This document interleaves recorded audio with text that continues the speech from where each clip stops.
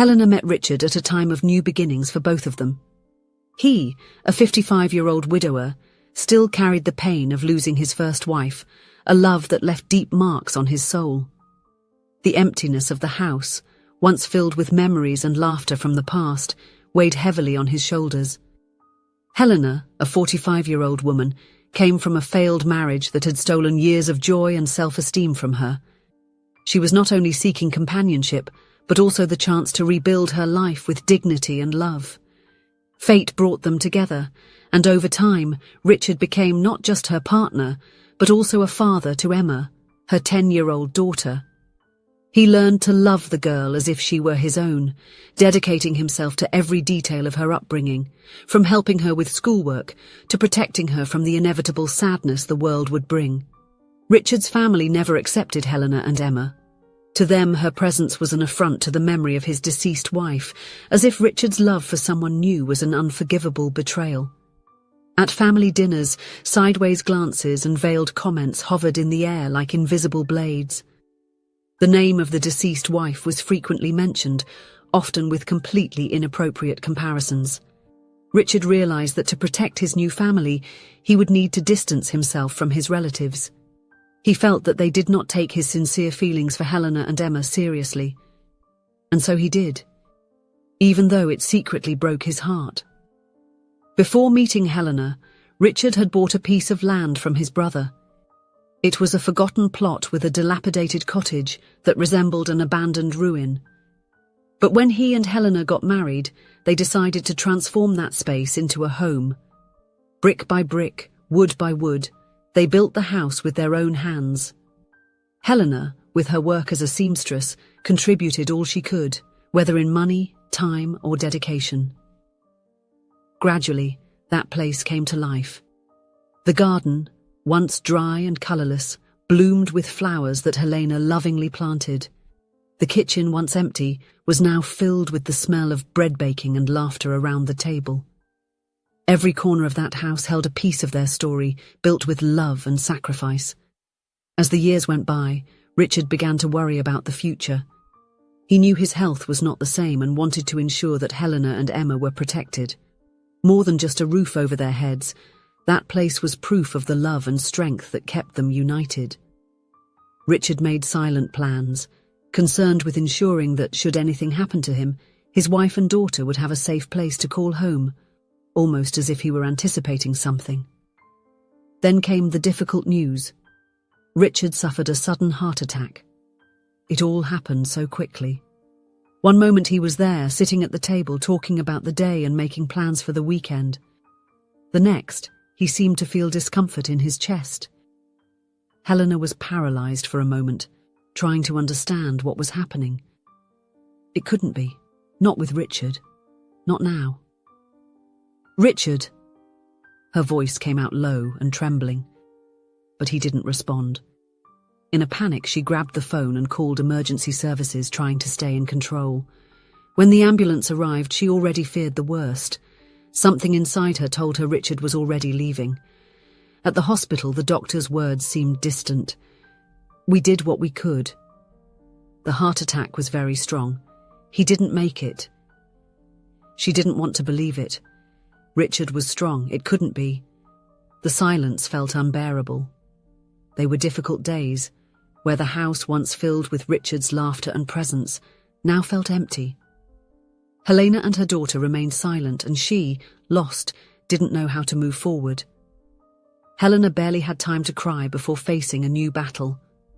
Still dealing with the void left by Richard, the silence of the house weighing like an absence impossible to fill, she was surprised by an unexpected visit. Mark, Richard's nephew and only direct relative, appeared at the door without even a gesture of condolence.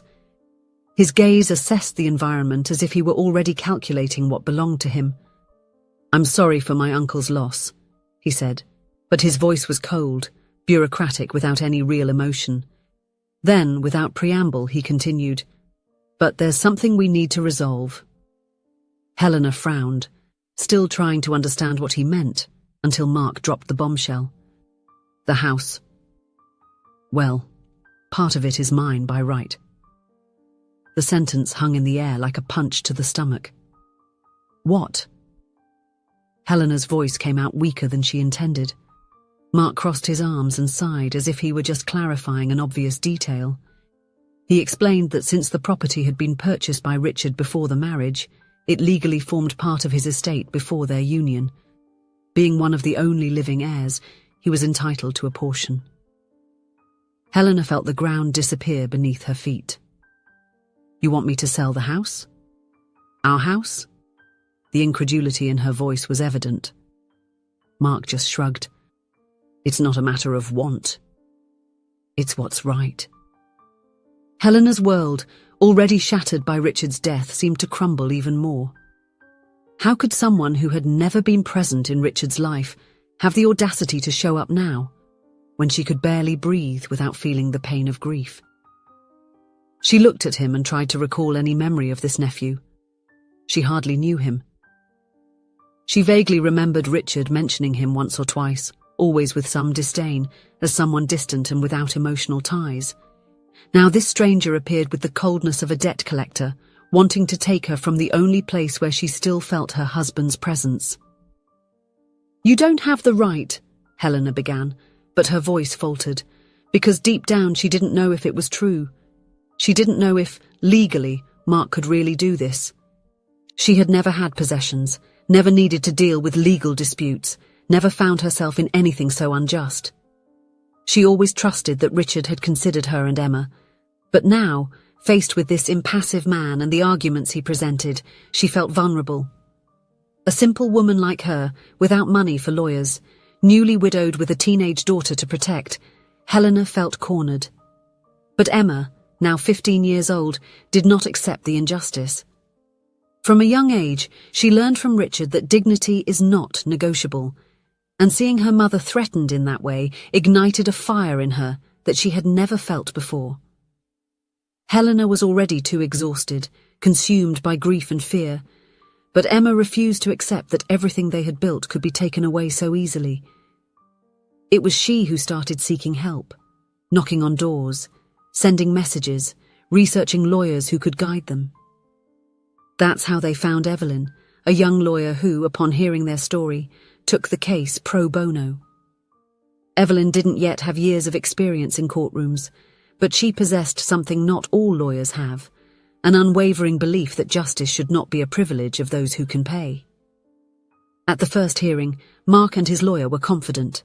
The lawyer, experienced, even chuckled when he saw timid Helena and her seemingly inexperienced young lawyer. He believed the case was as good as won. Helena's stomach churned. The environment was hostile, designed to intimidate those not accustomed to fighting this type of battle. But nothing angered her more than seeing Mark sitting there, with his impassive expression, watching everything as if it were just a bureaucratic detail. He showed no embarrassment, no hint of guilt or hesitation, and this was only the first hearing. Helena returned home feeling crushed.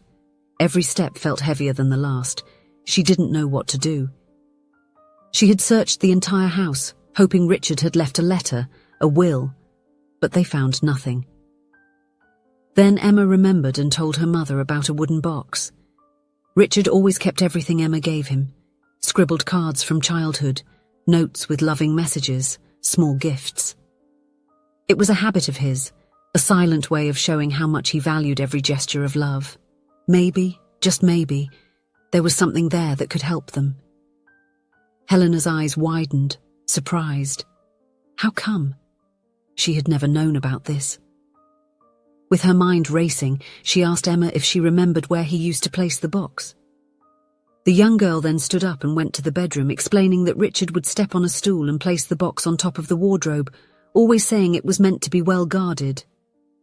Helena wasted no time. Being shorter, she ran to the steps, grabbed them, and climbed up quickly. When she looked at the top of the wardrobe, there was the wooden box, exactly as Emma had described. Her hands trembled as she lifted the lid. Inside were memories of a lifetime, photos, birthday messages, love notes scribbled on scraps of crumpled paper. Helena smiled, moved, recognizing her own handwriting on some old notes. But amidst everything, her eyes landed on a yellowed envelope sealed with an official stamp. A document. When she opened it, she couldn't contain the sob that escaped her throat. It was a record of a life donation. Richard had legally transferred the house to Emma. He always knew something like this could happen. And he ensured that, even after his departure, Helena and Emma would not be without a home. At the next hearing, Helena and Evelyn were prepared, and the lawyer presented the documents. Mark's lawyer, who earlier smirked with disdain, lost his composure. Mark turned white. The judge examined the papers, looked up and declared, "The document is legitimate. The house was donated in life to Emma. The case is dismissed." The room fell silent. Mark tried to protest, but the judge was firm. "You never sought your uncle while he was alive, and now you want to take the house from his family. The law protects the deceased's intention. Case closed." Helena and Emma hugged, crying. They had won. More than that, Richard had ensured what he promised. They would never be left helpless. The house remained theirs, but the void Richard left was still there. Moving forward without him would be difficult, and the longing would never cease. Yet amid the pain, there was something greater. The certainty that they lived the best kind of love. Richard was not just a husband. He was a lifelong companion, someone who chose to love and protect not only Helena but also Emma, without hesitation. They learned that true love doesn't disappear with death. It continues in actions, in memories, and in the marks it leaves behind. Richard lived and loved in a way that transformed their lives forever. And in the end, perhaps this was his greatest legacy, the proof that true love is not measured by the time it lasts, but by how it endures. Helena wiped her tears and looked at the house they had built together. Richard was gone, but what he left for them was eternal. If you enjoyed the story, please leave a comment with a rating from 1 to 5 to show how much you liked it. Also, watch the video that is now appearing on your screen. See you soon.